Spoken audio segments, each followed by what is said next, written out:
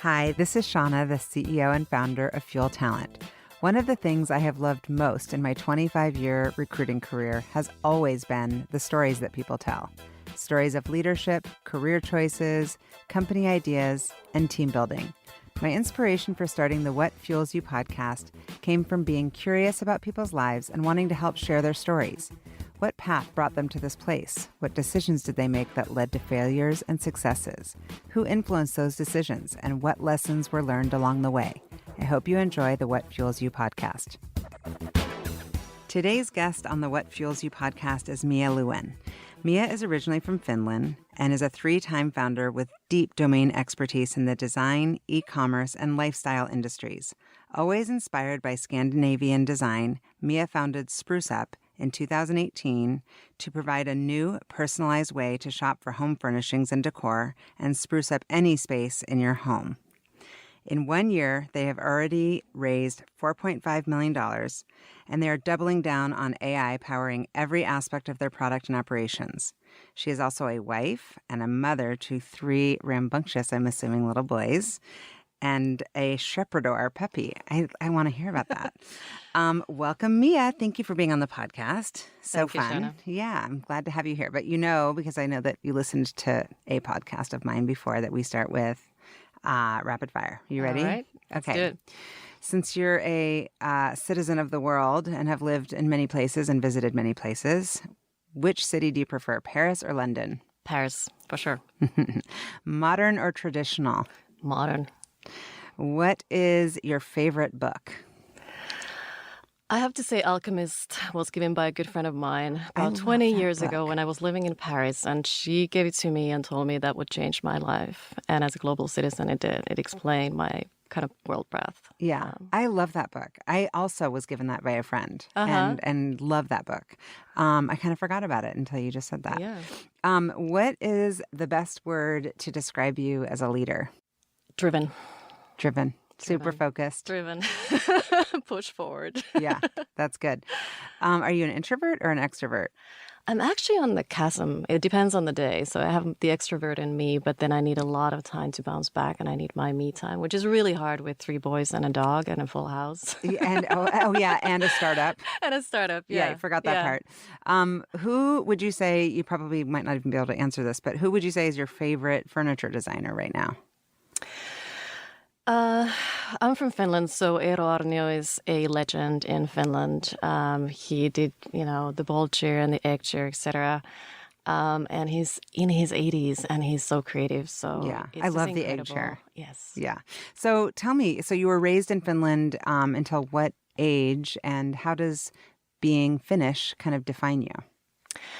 So I grew up in Finland and lived there until end of university. And when I was in my early 20s, then I moved to Paris to study, and then to London. And from London, I came to Stanford and then stayed on in the US for the last 15 years. I think the way of living in Finland, it's all about equality, equal opportunity, great education, great healthcare. You get great quality of living. I think all of those values were instilled in me and still are. Mm-hmm. Are your parents still in Finland? All of my family is in Finland. My dad has passed away. I'm sorry to hear that. And how did they feel about when you came to Stanford? Were they thinking that maybe that was just, go to Stanford and then she'll come back to Europe and live somewhere? Well, this is maybe explains the Scandinavian way of parenting. My mom was let her apply, and I was kind of foolish, and I've only applied to Harvard and Stanford. Well, and it seemed to serve you. And she said she'll never get in.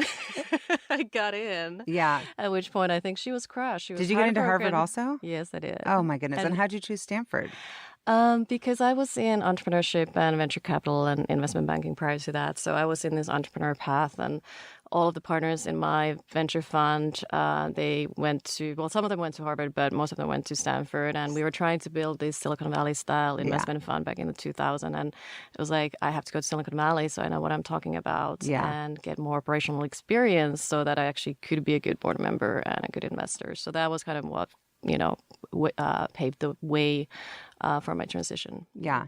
And so growing up in Finland, you said it's like, let me tell you more about the Scandinavian parenting style. How would you describe that? I really don't know. I think I was brought up to always just work hard. It was a generation that had gone through the wars in the beginning when Finland gained their independence. My grandparents left Karelia, leaving everything behind when we were, had the war against Russia and Soviet Union, had to start everything from scratch. So my mom grew up having nothing, and they came from very, basic upbringing. I think my dad started school when he was 8 or 10 years old. So it was a very different environment. And then Finland came from that poverty and very basic upbringing into this wealth and health. And there were the growth years during the 70s, and that's when they started building better education and making sure that all of the teachers had university education. And somehow that went from a country that was behind in development to leading everything in development to then the rise of Nokia and all that. So it's been a pretty remarkable transformation as a country in 100 years. Yeah. And so what would you say kind of fueled you as a child? Because you've gone on to do a lot of incredible things that sound like it wasn't like you were spoon-fed these ideas from your parents. So who gave you these ideas? Did you have mentors or great teachers? I think it was all being self-starter. Partly it's my sister. She was 5 years older and she was very ambitious. But I was brought up to always believe in myself and always work really, really hard. And I was always very curious. So I would go in 100% whatever I was doing. So in the early days, it was about doing ballet or music or singing. And then when I was 10, I actually became punk. And it was about going against the norm of the middle class. Bring out those really pictures. Bad from the 80s. Did you have a different color hair? It was blonde, but it was all mohawk, and I would show up to school, and I was the best student in the class, and I was a new teacher, and everybody would come around the corner to check on me and my best friend, and then I would go to the class, and the teacher would give me the evil eye, like, who's this troublemaker? And then you're like, how you like me now? I got straight A's. Exactly. And she would look at you had to bring your report cards back in the day, and she would look at the report card and not believe what she saw. But that was kind of the rebel in me. So I went into this whole, I'm not doing any sports. I was all into the music. And then when I went to university, I actually decided I wanted to go to the best high school in Finland. And there were two. One was for the nerds and one was what was called the sports high school. So these were people who were Finnish champions, European champions, also Olympic winners. And they also had a small portion where they would take the top grade people into the program. And so I got accepted and I went there, and suddenly I'm on my first day of school and they give you the Army fitness test. And I haven't done any sports in 5 years. And they kind of put you in your place. Like pull-ups and push-ups and running a mile. Yeah. And I was dying. Yeah. And then all of my friends were, into their sport. And the first question they ask is, what's your sport? And one of my friends who was similar to me, we had this joke. It's like, oh, we're in synchronized swimming. 'Cause we thought nobody would be in synchronized swimming until we learned that there was actually a girl who was Olympic winner in that. And we're like, okay, we can't do that. So I had to pick my sport. So that's when I then went into fitness and dance. And I started training 6-7 times a week, twice a day. Wow. And for what kind of fitness dance, like competitions? No, it was modern dance. It was aerobics was big in, the 90s. Yeah. Oh, I know. But it was all going in, and it was all about then being fit and the sports kind of driving and fueling me. Yeah. So I think I went through a lot of different phases in my life, but I always go all in and work really hard on whatever I'm working on. And so tell me about your decision to leave, I guess, after school and get into investment banking. Was that a platform to use as a foundation for other things, or were you thinking, I'm going to be an investment banker forever? Yeah, so I actually started my career in Finland at Ericsson. This was a time when everybody joined Nokia, and I was go for the underdog. So I joined Ericsson, and somehow I got involved in their strategy project of looking at how to set up their first venture and innovation fund. And that was super interesting to me. And I was like, maybe I don't want to be in an operational role. This finance thing is really fascinating. Decided not to graduate, but go to Paris and study finance at ESCP, which is the leading business school in Paris. And from there, I then launched my actual career in investment banking in London. And it was amazing. A lot of my best friends are still from those days. Well, they have to be. You guys are like survival of the fittest. I've had a few people on the podcast, obviously lots of friends in investment banking, and the description of just the workload alone, especially for junior analysts and people that are just like sleeping under their desks. Was it that type of environment in London?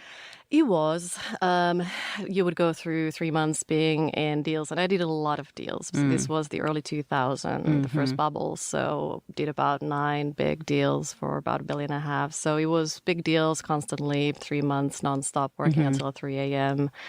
But it wasn't always like that. There were also the moments when you had a little bit more balance. But I've always worked so hard. Yeah, you're used to it. Yeah. And so how did you transition then into the venture world? So then I said, okay, well, this financial engineering is really interesting. And I loved meeting with a lot of the CEOs and working with a lot of startups. And we worked with Nokia as well. And I said to myself, I actually want to be more operational. I feel like I want to create value and create products. And so I was kind of naive and said, I'm going to go into the investment side to be more operational. And that's how I transitioned. And again, it was a question of a well-known fund or there was a new venture fund that was Morgan Stanley backed. And they gave me the opportunity to be an associate, but I would be able to lead my own deals. And I was the first kind of doing wireless internet back in the day, as we called it, the mobile era. So I could do more than you typically would do as a junior analyst or an associate. For sure. Yeah, you got to join that firm. Be more front-facing. And so was it kind of a part of the program for you to go back and get an MBA, or was that from them, or you felt like, hey, I need to round out my skill set? I felt that, so we were trying to build a venture fund that was similar to Silicon Valley type investment. And that was very different back in the day in the early 2000s. Europe was not as advanced as the Valley. And I felt that I needed that experience. Several of my partners had gone to Stanford and Harvard. And then I broke up with my boyfriend and I felt got to get out of here. London was not big enough for the two of us. So figured out how far can I go and landed in Stanford. Yeah. And did you feel like that was your people, or did you feel kind of like a foreigner? It was really interesting. So I've traveled the world, I lived in a lot of different countries, and a lot of my friends in London were American, and I worked for American companies. And I came to Stanford, and I would not have expected that I'm going to have a culture shock, but I had a culture shock. Mm-hmm. How would you describe it? I did not feel like I belong. It took me probably 6 months, and it's also very intense. I think it was a combination of culture shock and then the amazing experience that Stanford is, which is that it's nurturing, but they also kind of put you back to pieces and then you kind of recreate yourself. Mm-hmm. And it is that transformative experience that is really hard, but it's life-changing.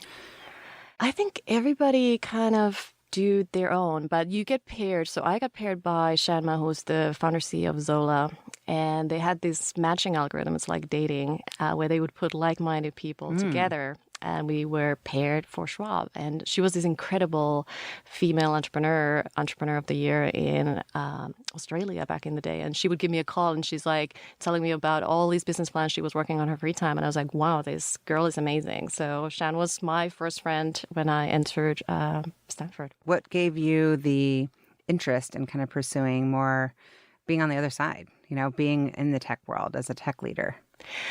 So I felt like I needed to do it on my own. Versus be a part of a VC? Yes, it's very different when you're on the professional services or advisory side. It's very easy to say what to do. Yes. Exactly. It's extremely hard to do. And I'm sure it makes you have a lot more respect for the process when you're raising funds, when you've actually been on the other side. And it's too bad that more venture capitalists haven't been in an operating position. Absolutely. So when I was at Stanford, I focused solely on leadership and entrepreneurship. I ran the Entrepreneur Club, as they call it. We put out all these programs for the entrepreneurs who were starting their businesses. And I was going to either start my own, a couple of those ideas actually got started, or join a startup.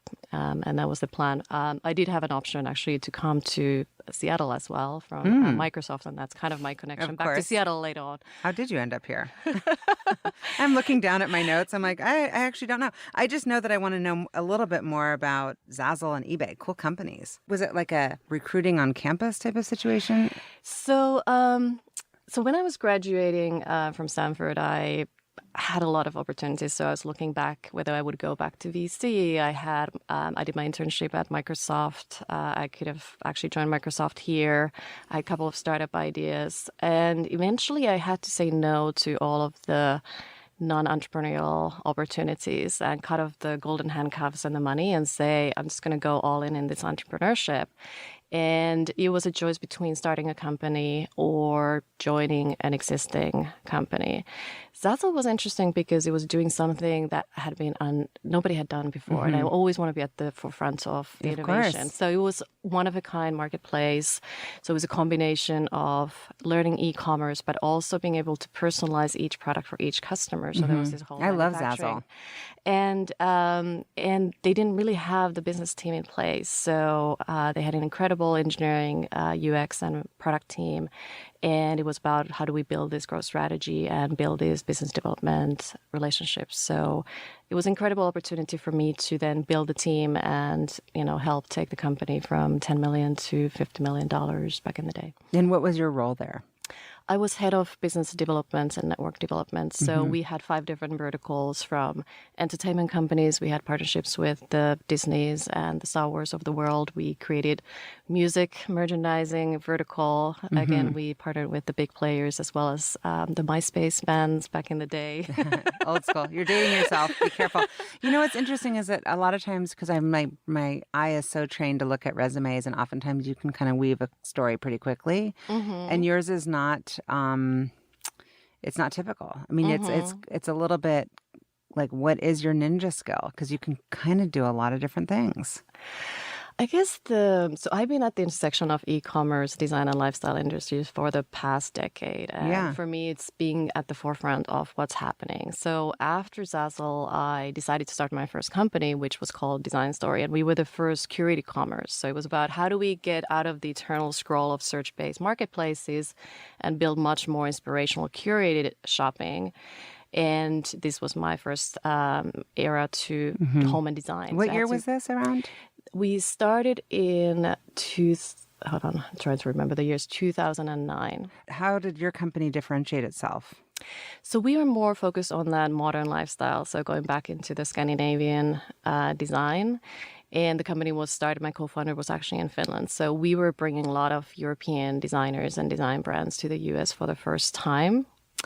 And that was really the angle. So it was more of that modern aesthetic that wasn't widely available here in the U.S. Back in the day, it was interesting because I was talking to the VCs, and the VCs would tell me that design is interesting, but it's always going to be a niche. And so we were angel funded, raised about $2.3 million, and kind of slow growth. And then eventually there was a company called Fab that came behind our wings. They had a social network for the gay and lesbian community, 100,000 members and $2.5 million in the bank. And they decided to pivot, kind of the platform of that more modern aesthetic that we have been building. And so during that summer when they were raising Series A and we were raising Series A, they were gaining all this momentum.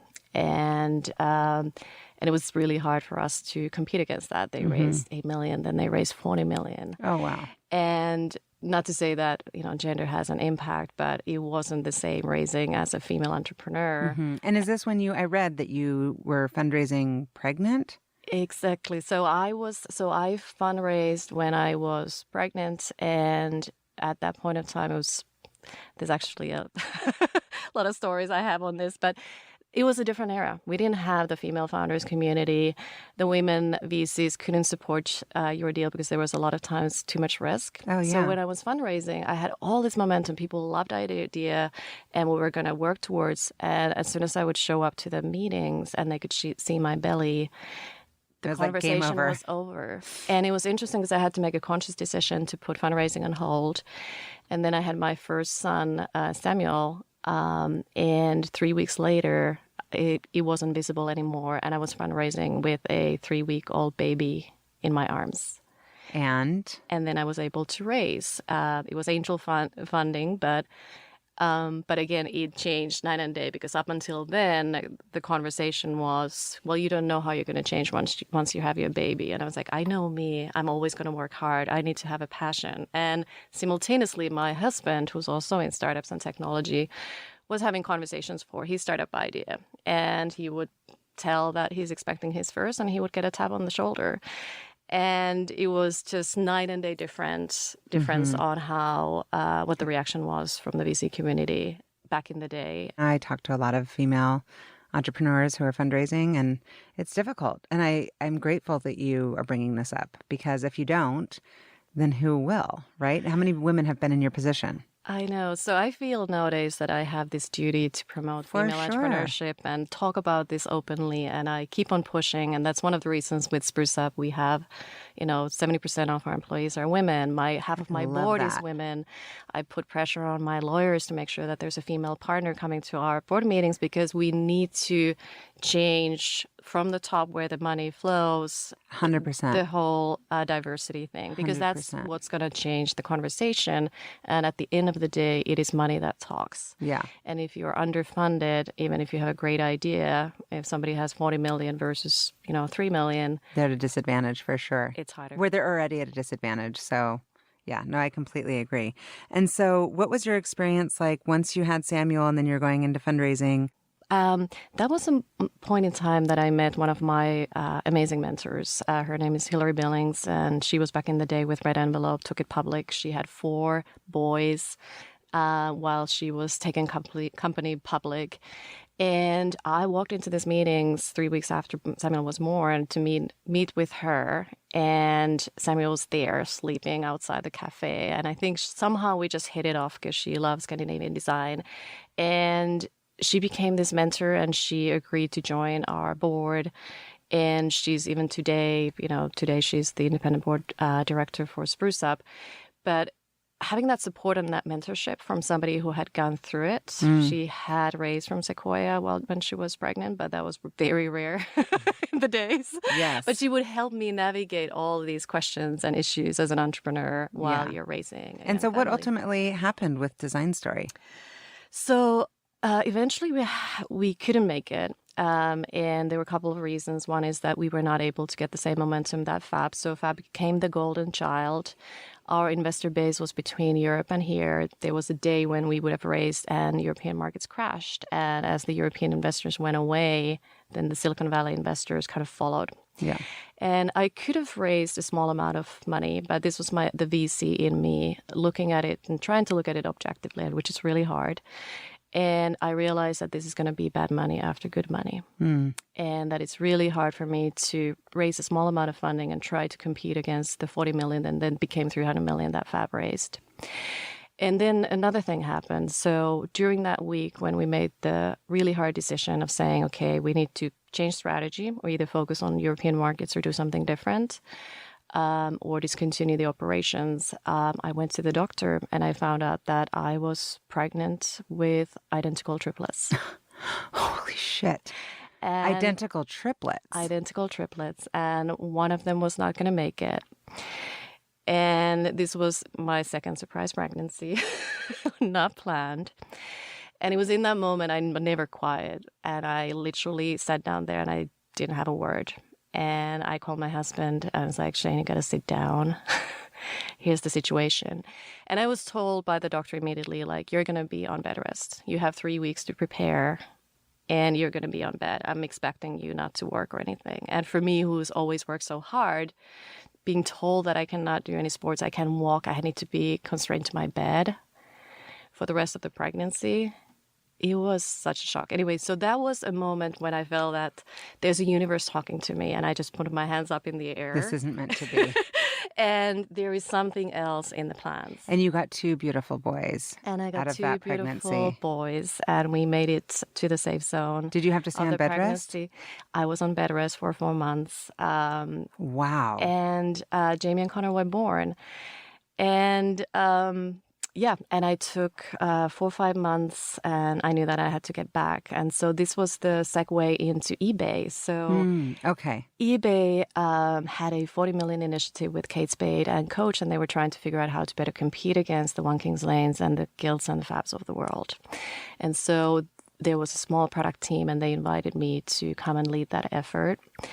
And I thought it would be a corporate job that I could handle with under three easily. And initially it was really fun. We had, a small product team and a couple of engineers, and then that grew really fast into a global organization of 70 engineers. And suddenly I had a team not in just San Jose with 2-hour commute from my Oakland house. Oh my gosh. Then I had a team in London. You were living in Oakland and working in San Jose? Yes. I wish I'd known you back then. I would have run interference on that one. Yeah. Are you crazy? Come on. We were going to move, and then my husband changed plans for his career. We couldn't move anyway. So I took the commute. I had 3 under 3. I had the San Jose team. Then we added London team, and then there was a Zurich team. Eventually, there was a team in India. So I would have my schedule for 8 hours, triple booked for every half an hour slot. I would start my days with Europe and then go through all of these different time zones. And we took that business to $1.5 billion in 18 months. And this was purely because of eBay's merchandising selection was already there. And we eventually built much bigger business than One Kings Lane and Guild and Fab combined. So that was kind of like taking everything that I learned from Design Story, and instead of feeling bad about myself, taking all those learnings and then taking that to scale. But it was hard because I had 3 under 3 at home. And how did you deal with that? I'm going to pivot for a second to just talk about that part. This is just mom to mom. Like, what? How did you do that? And we had 0 family living nearby us. Well, yeah. So no help. Because your husband's from Hawaii, you're from Finland. So what did you do? So we had au pairs and nannies, but it was interesting because no nanny would last for more than 2 hours. And we went through a segue of nannies, and first nanny that told me that she was in a car accident, I felt horrible.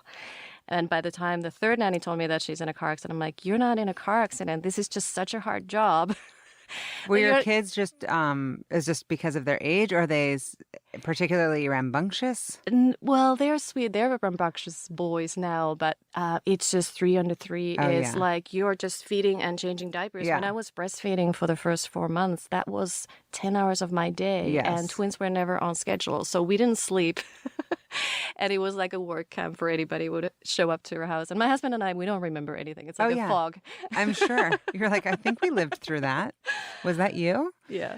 Oh, well, at least you survived it. Your marriage did. A lot of marriages, can be very derailing. I think it's very easy not to make it through. So, yeah. Yes, Do you have any tips? Do you have any tips? Made us stronger. Even though you were blacked out during that period, do you have any tips for us, for young expecting moms? I think it's actually a blessing in disguise. My husband and I talk about it a lot. We did not have an opportunity to walk out, because if we walked out, everything would have fallen apart. It was like a house of cards. Yeah. So in some ways, you have to learn to work your way through and become better partners, no matter how hard it is. Yeah. So there's no carving out special one-on-one time in those days. No date nights. Yeah. And how old are the kids right now? The boys are now 7, 7, and 9. Yeah, I mean, you're still so in it. That's a lot. And a startup. It is so much easier. So, well, I mean, I'm a mom too, so I get it. But what happened with eBay? Sounds like the dream situation in certain ways. So eBay was great, but what I realized is that I'm not a big company. Yeah, you're like, I'm an entrepreneur. Hello, I'm an entrepreneur. And what I love is I love being in front of partners and customers and being very close to the product. And as you build a larger organization in large corporates, it's more about the strategy. And by the time I was doing the strategy round and how do we build $500 million growth next year, I was like, I'm no longer talking to the customers directly and having a huge impact on the product and the team. Right. And that's what I love doing. And especially when you're commuting from Oakland, I mean, it's like, you better be pretty inspired to go do that. Yeah. And then we had this opportunity where both my husband and I had an opportunity to move to New York. And his family had just moved there. And this enabled us to be close to one side of the family. And it was also closer to my family. My dad was actually getting pretty sick from his Parkinson's at that point of time. And I was approached by a serial angel investor and entrepreneur in New York with this idea of building a house for offices. And the crazy entrepreneur in me was like, well, I always thought I would, want to live in New York, but I never thought I would live in New York with 3 boys Were you in the and a city? puppy. And we moved to Brooklyn. Oh, to Brooklyn. And eventually we had to move out of Brooklyn into the suburbs because of the schools. So then we were in Westchester, but that's a different story. And so you were like, I'm just going to do this. This guy or woman, angel investor, gave you money. So he was one of the founders from Guild and others. And it was a very simple idea. I did not know much about commercial real estate and interior design, but I was early on in house and felt that there's an opportunity there. I loved house. I loved house too, and I was there early on. That's addicting, though. It's like there went my day. I've been on house all day. Yeah, and so moved to New York, built that company. Raised about $10 million. We partnered with everybody and anybody in the industry, from the Knolls, the Herman Millers, Steelcases of the world, and built a great community. And eventually, there's no data in this industry, figured that while we built an amazing team and amazing product, there are not that many interior designers in the world to build a SaaS or media type of business. And so that was the big realizations and talking about the failures and the pivots. I think it's good to be talking about the failures and the pivots. Where, that was the big aha moment. And eventually we realized we needed to pivot. And there were differences in opinion of where we're going to pivot. Who, you and the angel investor, or you and did you have a co-founder? I had a co-founder CTO, but we were kind of I would say, hired team. So the model is almost like this startup studio where it's somebody's idea, they're the chairman, and you come and run the company. You're the hired gun. Yeah. You're the hired gun, which I learned the hard way that it's actually a little hard to do because you're implementing somebody else's vision and it's not yours. And when things don't go exactly as you planned or hoped for, it's harder to make some of those hard decisions fast enough and in line with who you are. And so that was a point in time that we parted ways. They decided to go into a very B2B type of business model, and that's not my passion. My passion is in consumers. Yeah. And I took, I guess, half a year off where I did a lot of hot yoga. Did you? I love hot yoga. I have a good gym for you. Yeah. Did you get to keep a piece of the company, or you just walked away from all of it? No, I had equity, and they just exited, which is great. Fantastic for the team. So eventually I took some time off. I was consulting. It was interesting because both my husband and I were working from home. He was head of product for Silicon Valley. And you made it through company. that also. We went, and I was consulting, and it was really, I would say, easy money in some ways. And I was working half time, but I wasn't inspired. I wasn't learning. And I realized it was really good for me to do that much hot yoga. Yeah. But I was bored out of my mind. I'm in the best shape of my life, but I'm so bored. And so then my husband and I looked at each other. It's like, okay, family's here now in New York, but where do we want to live? And are we East Coast people? And the boys were 5 years old back in the day. And we said, hey, we have this 10-year period of time when we get to live with our boys when they still want to hang out with us. We're into outdoors. We love hiking and biking and sailing and all those things. And we're like, we're not really East Coast folks. And he was working for a startup as a head of product to Silicon Valley, and that's really hard to do remotely. And these two career moves are really hard. And said, okay, we got to do this change, and we got to do it together now. And that's a perfect age to do it too, before the kids are too entrenched. And so we said we're going to come back to the better coast. And suddenly Microsoft, that he had worked for before, came with this offer that they created this custom role for him. And I said, okay, I'm going to follow you this time around. And I'm sure I'm going to find something in Seattle. And it has amazing talent for engineering and AI and commerce. And I just want to work with really smart people. And that's how we landed here. And so I started talking to people, and I was talking to Tim Porter from Madrona, who had back in the day tried to hire me 3 times around to Microsoft's M&A group. And he introduced me to Mike and the team at Madrona Venture Labs, and turned out that they were looking into opportunities within home and design, and they had a completely different idea initially. And I said, great, I'm going to come in and I'm going to work in the heart of the startup ecosystem here in Seattle and help them validate this concept with the background that I have. But I had zero plan, like, hey, I need to do my next company. You weren't thinking this is going to be my next big venture. I just wanted to work with smart people and vet different ideas. But it wasn't like, hey, I have this fire to do my next thing. As a venture capitalist, how did you like the Madrona Venture Labs model as an entrepreneur? Because you've got so much intel. Yeah, and I feel like I've done 3 different models. I've done it on my own. The second was like you're the hired gun, and this was a startup studio. But what I realized, I've done startups in 3 different cities, and I was new to the city. So I did not have the network to hire the right people. And the labs can be very helpful with that. Yeah, so I could validate and go through design thinking type of process to validate the right idea and work with a team. They gave me UX designer, engineering resource. We could build prototypes. I had an intern to do strategy with.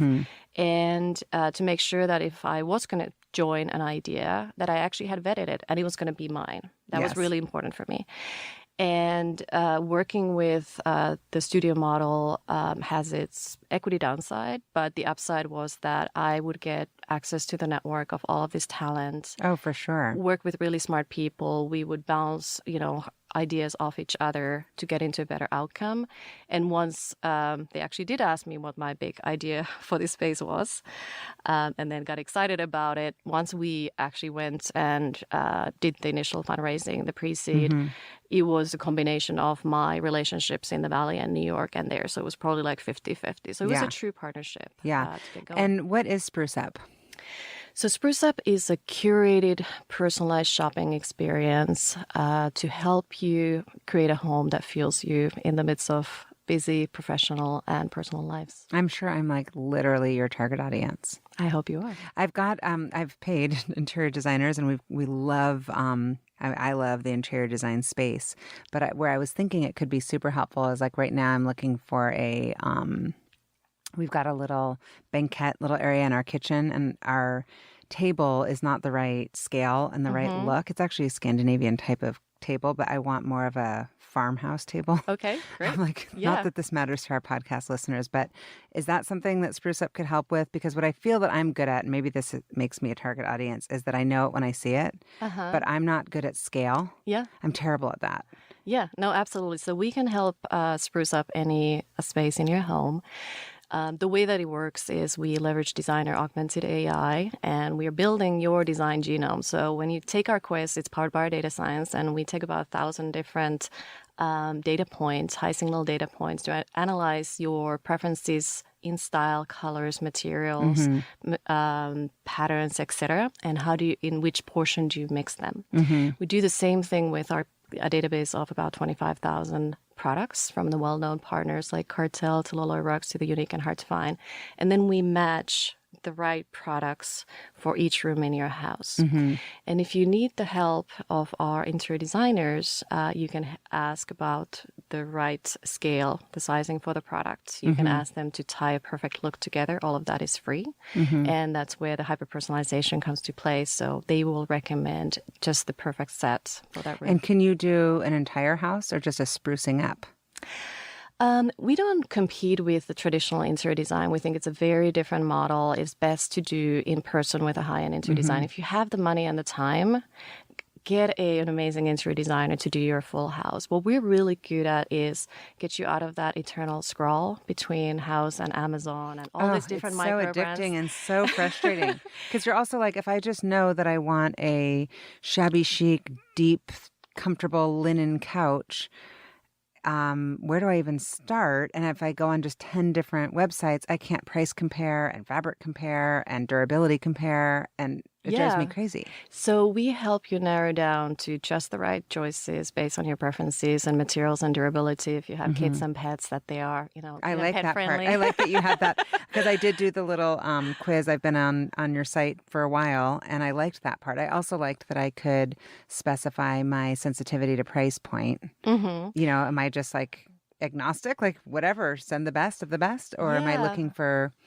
the best price? Exactly. And we find it's mainly the women. Women do 80% of the home furnishing and decorative decisions in the home. Don't they do 80% of online shopping across in general the board? too, yeah. Yeah. And so what we find is that most customers are mixing and matching different styles and price points, high and low. I came back with like 30% this, 35% that, and it was perfectly describing my style. So what's the business model? How do you make money?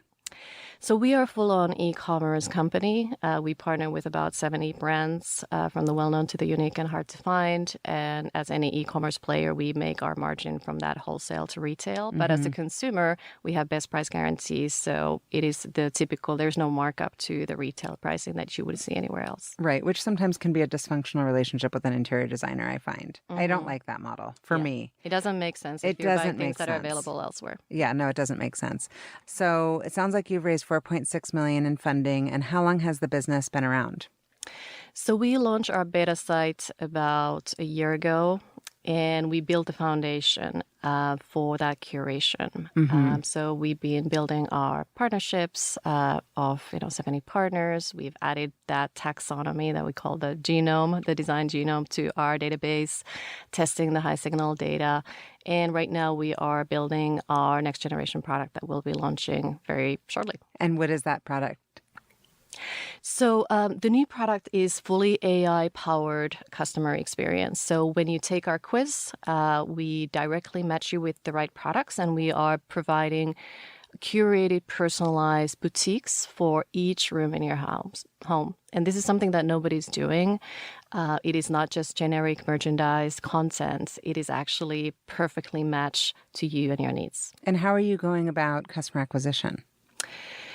We are going after the busy professional women. How do you access them? And they tend to be on social media, so Instagram, Pinterest. We've done a lot of events. We did an event with Amy here at Riveter. We are looking at partnerships with people like Armoire locally. Both Amy and Ambika have been on my They're amazing podcast. Women. We love them. And we also work with influencers. So it's really a mix of customer acquisition channels. And then we re-engage. If you are subscribing to our emails, we talk about the trends. I love this it. beautiful I colors saw that. going right now. Yeah. And the idea is that we can personalize all of that to you. So when you get our marketing newsletters, it's not just generic things that we recommend for the holidays, but we will have a personalized holiday boutique just for you. I love it. I really love this business. I love recruiting, but how cool. This is one of my passions. And so I get really excited talking about it. It's mine too. It's so much fun. And so what's your style at your house? I'm very eclectic.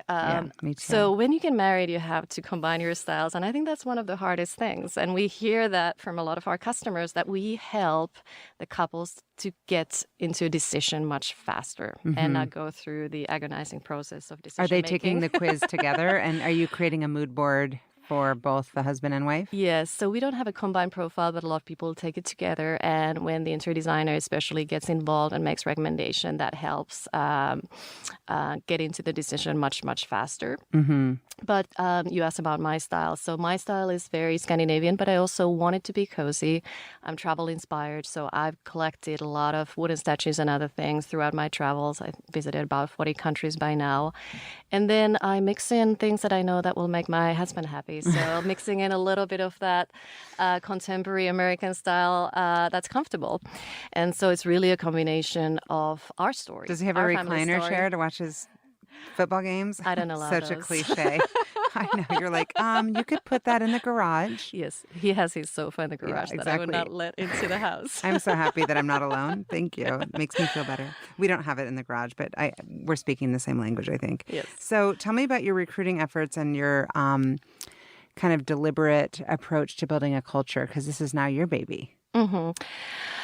So I've been very deliberate about building a diverse team. Over 70% of our employees are women. We also have diversity in terms of race and sexual orientation. And it goes all the way to the composition, as I mentioned, of our board. So the board is 50% women with Hillary and I, and 50% men. And I've asked our lawyers to also split between the female partner and male partner, because for me, it's really important that there is this diversity of thought at every level, and it comes from the top. It flows from the LPs to the VCs and the investors, and then it flows into the startups. And we've been trying to change this technology industry from bottoms up, and that helps, but it's really the money and the capital that speaks. And Yes. so I'm putting as much pressure as I can, having been in this industry for 20 years, to try to change it so that it flows all the way through. Well, thank you. I really think it's important. And I do see that people are actually doing it now. I mean, I've been hearing about it for a long time, but it seems like people are actually taking action lately more than ever. So I also know that for a lot of successful women, they talk about one of the most important decisions is who you marry. Absolutely. And so you met your husband where? It's a funny story. So I was at the Halloween party of Stanford GSB in downtown San Francisco, and it was a private party. And I had just lost all of my best friends among the 500 best friends that you have at GSB. And I was coming from the roof terrace to go down, and there was the elevator, and it was closing, and it was like this sliding doors. Yeah. I don't know if you've seen that Of movie. course, one of my favorites. And last minute, somebody puts their foot in between the door. And I walk into the elevator, and of course, we're in Halloween costumes, and he's wearing a wig. So he's extra hot. And he's bald, by the way. Yeah. Was it a long hair wig? And I was into this curly hair look, and that's kind of the wig that he What was he? He was a pirate. Oh, okay. And I had nothing. A curly-haired pirate? Yeah. And I had nothing better to do than to start talking to this random guy. Yeah. And I think I was also in this point in time in my life where it had been a dry season. And I had also done a lot of meditation and life visioning at Stanford, where I was really ready to meet the right person. And here I am in this Halloween party. Hoping he's curly-haired. And meet this random guy. And he was one of those guys, and he said, "I'm going to call you." And he did. He did. And the rest is history.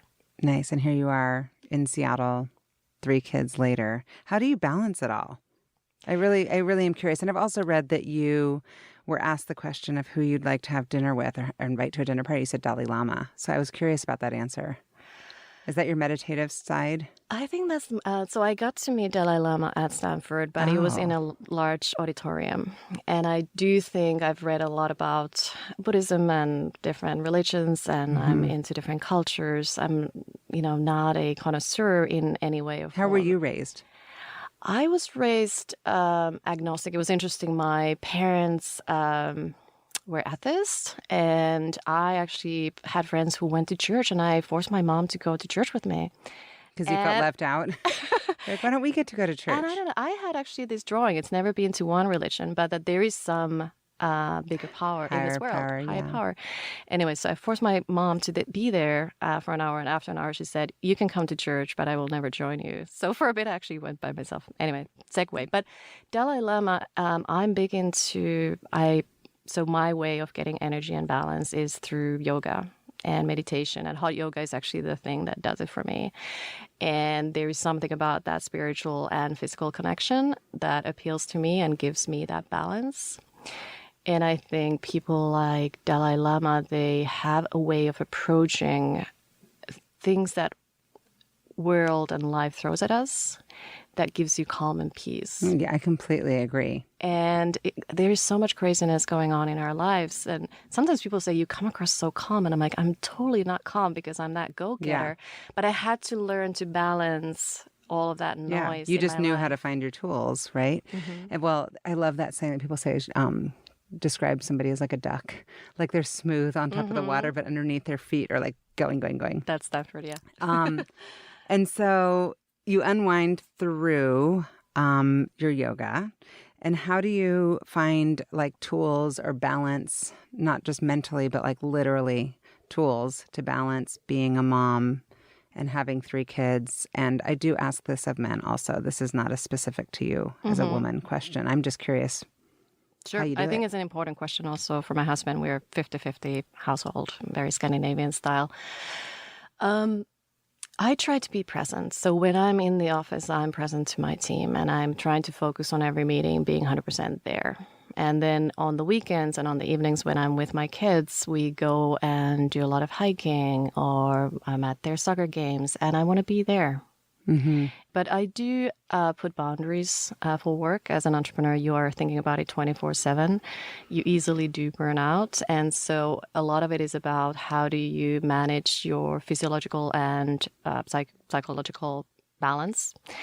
And so you have to put some boundaries to be able to be effective when you come back to the office. So on the weekends, I try not to work. I'm thinking, but not necessarily doing operational things unless I have to, unless there is a board meeting or investor meetings coming up and so forth. Yeah. When you're thinking about building your team, because that's probably on your mind a lot, most entrepreneurs I talk to, lucky me, say that building the talent out is probably the thing they lose the sleep over the most. When you think of, I know you talked about diversity, but when you think of a person who's the right fit for Spruce Up, is there a common thread as far as attitude or personality or style? So all of us at Spruce Up have this passion for design, and whether it's interior design, whether it's designing a beautiful user experience, or designing amazing code or our AI architecture, it's all about design. And the second part of it is being a maker. I think in the startups, and I learned this actually also the hard way, is that sometimes some of the big company things of running processes don't translate into early stage startups. And so it's all about communication and trust. And as you want to move fast, you also have to have this maker mentality. What does that mean, a maker mentality? It's that we are all building. Like We're not passively inheriting things. We're saying, can we make it better? We're not creating work for others. We are creating work for everybody, and we're all doing the work. Yeah, got it. I like that. And what would you say is your ultimate, we talked a little bit about what fueled you when you were younger. What's fueling you today? What's fueling me today is to build a life with meaning. And for me, the meaning comes from all aspects of my life, whether that's work. So I'm always pushing the boundaries of innovation. I'm learning. I'm curious. I'm doing something that hasn't been done before. Right now, we're doing AI-enabled e-commerce. Nobody's doing what we're doing. I love it. Whether it is my family and my friends, I put so much more weight into having meaningful conversations and meaningful relationships. And I have very deep relationships with a lot of my friends, have been my best friends for 25 years. I just don't get to see them as often as I would like. All the way to my kids and instilling that same sense of curiosity and hard work and going for it. And I get a lot of energy from my boys, watching them getting passionate about soccer, watching them picking up a recipe and cooking something for us as a surprise, learning how to code. They are just so... They sound amazing. They are amazing. And they're like, it's not like we're pushing that. That's the curiosity that's within them. And it's about fueling that curiosity. And then that fuels me. I love it. I have to say, I have a little bit of a crush on you. Not in that way, but in like, I could talk to you for a really long time. You have so many interesting things. And also, I feel like the more I talk to you, the more I want to talk more. Well, likewise. Yeah, super fun. Thank you so much for being on the podcast. I really appreciate it. So if anybody wants to get onto your website, what is it? Go to www.getspruceup.com. The Get Spruce Up part.